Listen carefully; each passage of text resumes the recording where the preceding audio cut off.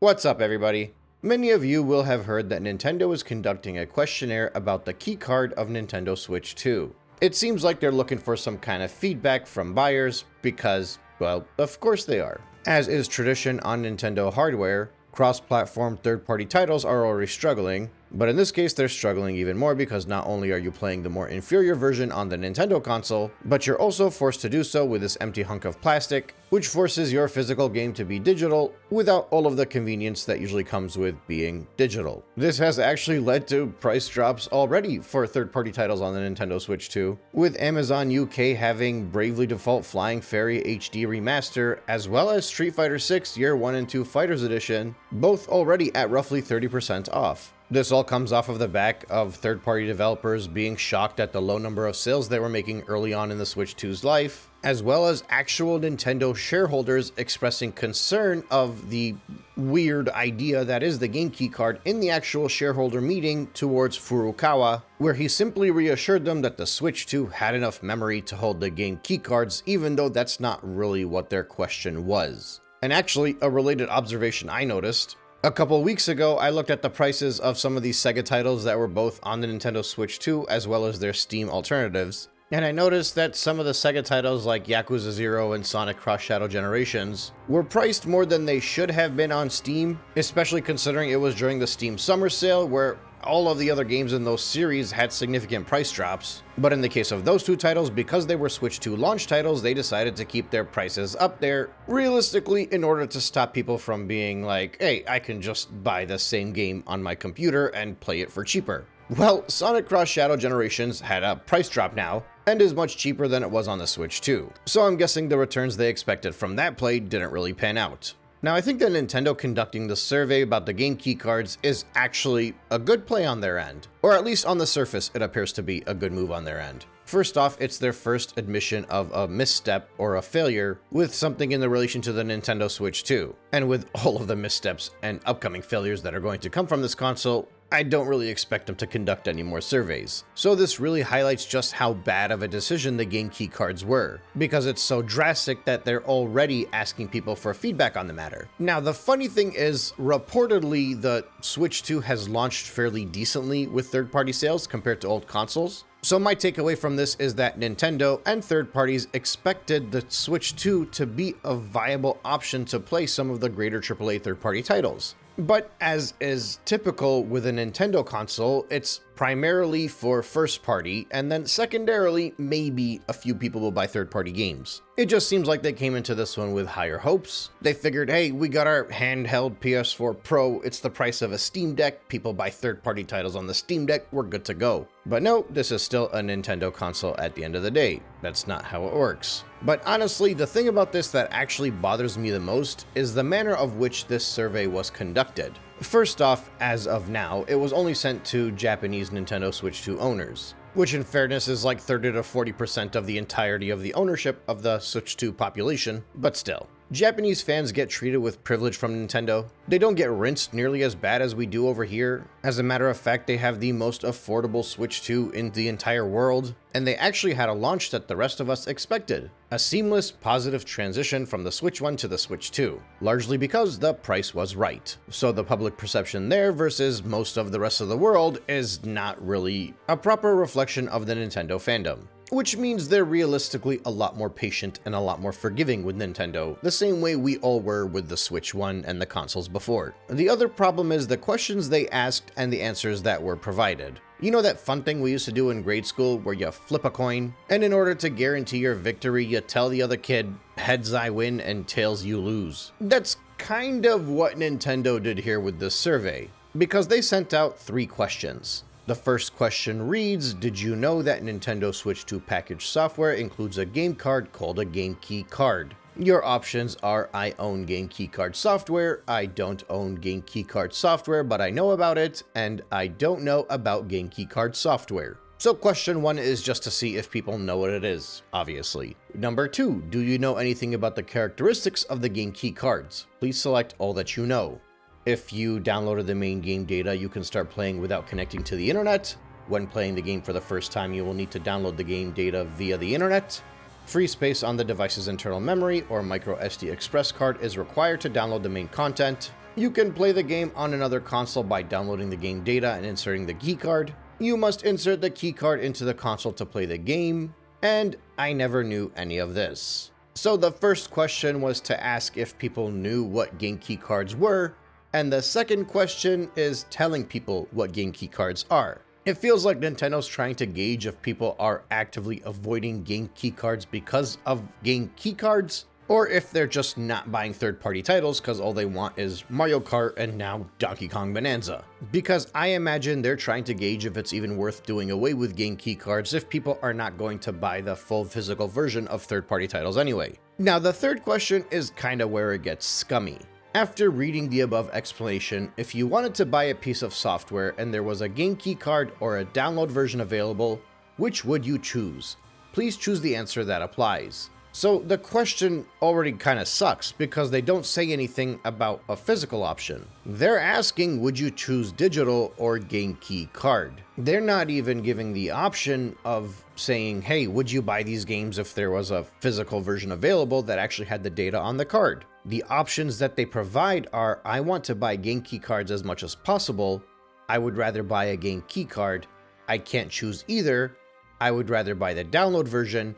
I want to buy the download version as much as possible. So while this survey in effect starts you off thinking, hey, they're trying to get some kind of feedback for the game key card situation, maybe there's some kind of hope and this amounts to something where physical cartridges come back and they got all the data on there and we're good to go just like we were on the Switch 1. And I know some physical games require you to download a patch or they require you to have some kind of connection online, not everything's on the cartridge. And that's the narrative that many Nintendo fans or bots or hired marketers have been pushing in support of the game key cards to try to downplay just how terrible these things are. But if you go to doesitplay.org and you look at the actual statistics, you'll see that a vast majority of games are playable completely offline. And that's for the modern stuff, the Switch, the PS5, and the Series X. There are Series X and PS5 games that install all of the data from the disc onto the PlayStation, or on the console rather, but the data is on the disc, not from the internet. In this case, the game keycards has 0 data on it. It's a 1 kilobyte key. But regardless, all this survey tells me is that Nintendo's kind of like saying, hey, would you rather this or just digital? Because we can do away with the game keycards. That's not an issue. You guys can just buy the games digitally. And they'll use the survey data to spin it in a positive light, either in a press release or to their shareholders or to the third parties. And they'll be like, babe, I don't know why they're not buying your game. We asked them, would you rather have a game key card or would you rather buy the game digitally? And they all said they rather the game key card, so just make some games and put them on a game key card and I am sure they'll buy it. Or perhaps what Nintendo was looking for even more so than this is for these third-party developers to decide to buy out the 64GB cartridge and put all of their games on there to make sure that Nintendo gets a bigger piece of the pie of the sale, which seems to have been their plan all along. Give the third-party developers a horrible cheap option and a much better but very expensive and unnecessarily large option, and that way either they get to make money selling pieces of plastic or they get to make money selling oversized cartridges. It's honestly genius. Nintendo's innovation knows no bounds. But anyway, the whole game key card situation might actually be one of the most controversial aspects of the entirety of the Switch 2 launch. I mean, off the top of my head, what was there? $80 Mario Kart was initially pushed back, but I think there are a lot more Nintendo fans that defend that $80 price tag because it makes them feel warm and cuddly inside when they pay more to Nintendo for some reason. The game key cards, I also see them getting defended a bit from people, and it seems like it's mostly people that don't even buy physical games. But seemingly this is the thing that has the most hate towards the Switch, even by the owners. Because I mean, even stuff like all of the defects that the Switch 2 has launched with, the screen being scratched by the dock, the lack of Hall effect sticks on the Joy-Cons, the drastically inferior LCD screen, the horrible GameCube emulation, all of this stuff Nintendo fans are shrugging off, but they're standing fairly together with the game key cards. And I think that's the one thing that people are actually really angry about. Actually, wait, no. The one thing that everybody was really angry about was the Mario Kart World update. That might be the thing that was the most hated by people that actually love Nintendo. But a close second place from that is the game key cards. And it's not just from buyers. Stephen Kick, the CEO of Night Dive Studios, which specializes in modern remasters of older, often out-of-print games, told GameIndustry.biz that seeing Nintendo do this is a little disheartening. You would hope that a company that big, that has such a storied history, would take preservation a little more seriously. And then Far Cry 4, Assassin's Creed 3, and Revenge of the Savage Planet director Alex Hutchinson similarly criticized the game keycard system, straight up saying he hates it. Says, I think it's sort of lame. I don't know, I just feel like it's getting away. We're losing some of what made the business special. Trading Game Boy cartridges at school, or DS for the modern audience, there's something nice about that. Now, I won't really make too much of a comment about the fact that he thinks that the DS is for the modern audience, but in fairness to him, time is relative. But look, at the end of the day, I'm gonna harp on this as much as I possibly have to because I feel like this is the most important point here, and I've made multiple videos with this very point.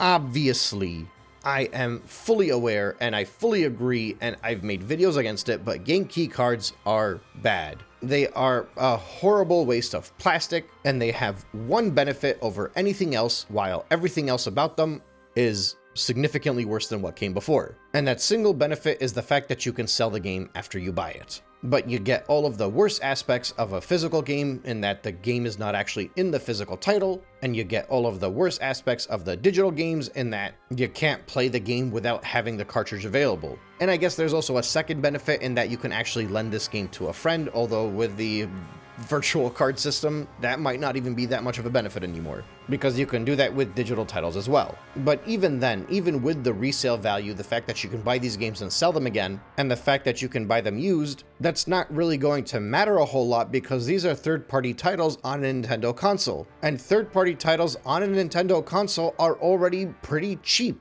It's not like you're gonna buy Mario Odyssey for $60 and then try to sell it 7 years later and get back $45. It's more like these things used are gonna be worth like $2 or $3. How much money do you think you're going to be recuperating? And that's whether or not the third-party title is fully on the cartridge or it's a game key card. Because at the end of the day, this is the most important point.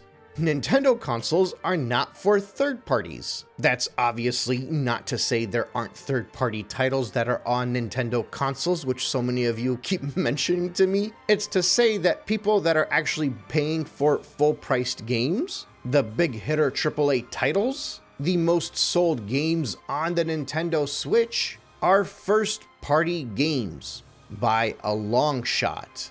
The top 23 games on the Nintendo Switch 1 were published by Nintendo. Actually, if this Wikipedia page is to be believed, 102 Nintendo Switch games have sold more than 1 million copies. Of those 102 games, only 23 of those games were not published by Nintendo. And that's without game key cards. I have little reason to believe that that trend won't change with the Nintendo Switch 2. Because even though many people think the fact that this is a portable PS4 Pro and that's gonna bring it up to date, they're not realizing that part of the reason the Nintendo Switch did so well initially with third parties and with indie developers was because it was the only option out there to play these games in handheld. But it's no longer the only option out there. And not only is it no longer the only option out there, the novelty of having these games in handheld is not nearly as enticing as it used to be. It's still very popular, don't get me wrong, but initially everybody was all about, oh man, we can finally play these games in handheld, and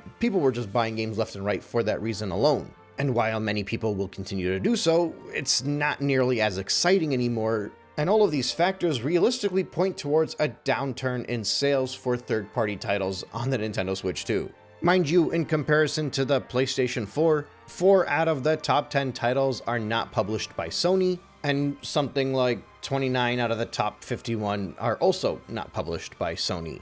Just to give you an idea of what a console that people actually enjoy third-party titles on is like. Like, we're talking consoles that the majority of people actually buy third-party games for. And again, I feel the need to caveat that I understand that some of you will buy third-party titles on your Switch consoles, and many people do buy third-party titles on their console. But as a whole, statistically speaking, third parties are not what people buy Nintendo consoles for. But Anyway, we've already had this conversation. In any case, I think that's all I really got for today. Thank you so much for listening, and I will catch you on the next one.